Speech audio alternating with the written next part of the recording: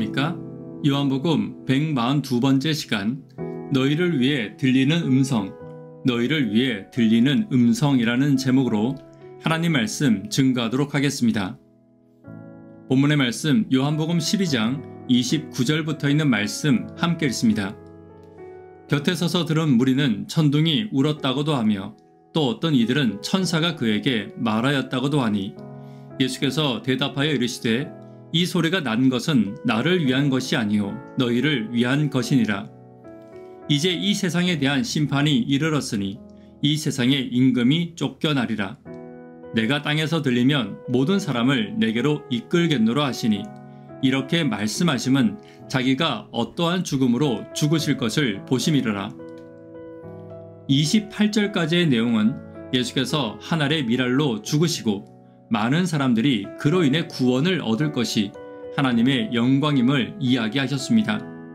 이에 대해 하늘에서 음성이 나서 그리스도의 모든 일을 통해 하나님께서 영광 받으심을 또한 이야기하는 장면입니다. 다시 말해 그리스도를 통해 많은 백성이 구원받는 것과 또한 그리스도의 삶을 통해 비춰진 하나님의 품성을 통해 하나님께서 영광 받으신다는 것입니다. 그러나 본문을 보면 하늘에서 음성이 날 때 예수님은 들으셨지만 주변 사람들은 알아듣지 못했습니다. 29절을 보자면 이 책을 쓰고 있는 저자인 요한 자신도 그때에는 이 음성을 알아듣지 못했던 것이 분명합니다. 그러나 그럼에도 불구하고 그가 성령의 감동으로 복음서를 기록할 때는 그때 불분명했던 소리가 무엇인지를 성령이 알게 하신 것입니다. 마찬가지로 오늘도 하나님께서 우리에게 성령의 음성을 듣게 하실 때가 분명히 있을 것입니다. 지금 그 음성의 이유와 목적을 분명하게 알지 못할지라도 그 음성을 때가 되어 알게 하시는 것입니다. 그렇다면 오늘 내게 성령의 음성을 주시는 이유가 무엇인지, 어떤 음성을 듣게 하시는 것인지 본문을 통해 함께 살펴보도록 하겠습니다. 첫 번째, 나를 위한 음성을 주십니다. 30절입니다. 예수께서 대답하여 이르시되 이 소리가 난 것은 나를 위한 것이 아니요 너희를 위한 것이니라. 오늘 본문을 보면 그 음성이 비록 우리에게 분명히 들리지 않지만 중요한 것은 그 음성이 나를 위한, 다시 말해 나의 유익을 위한 음성이라는 것입니다.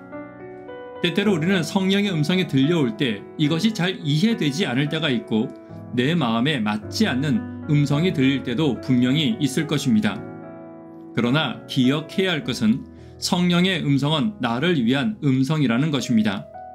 우리에게도 들리는 성령의 세미한 음성과 큰 음성이 있을 것입니다. 때로는 말씀을 통해, 성경을 통해, 생각을 통해, 혹은 친구와 교우를 통해, 천연계를 통해 성령은 우리에게 말씀하십니다.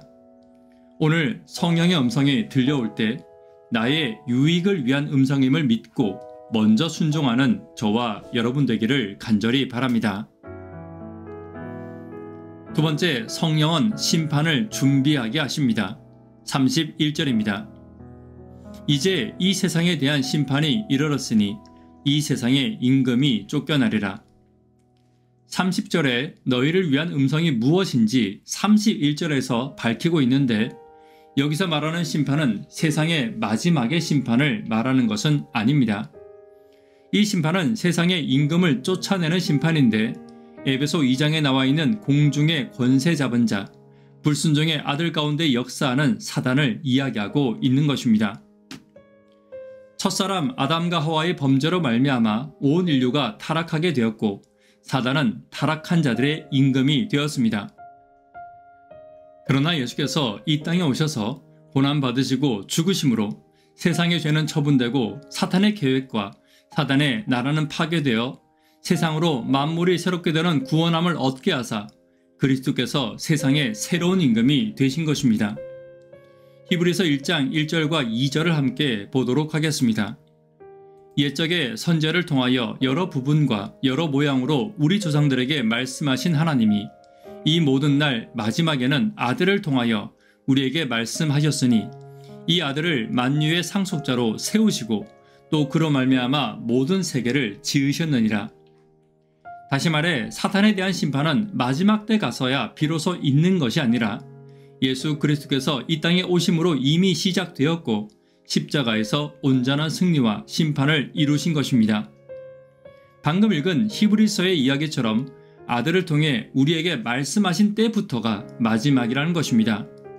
구약에서 희미하게나마 알리시던 구원이 예수 그리스도를 통해 더욱 분명하게 알리시던 바로 그때, 그리고 사단으로부터 온전한 승리를 이루시어 이 세상의 임금인 사단을 내쫓는 그때가 바로 오늘 본문이 말하는 마지막 때인 것입니다.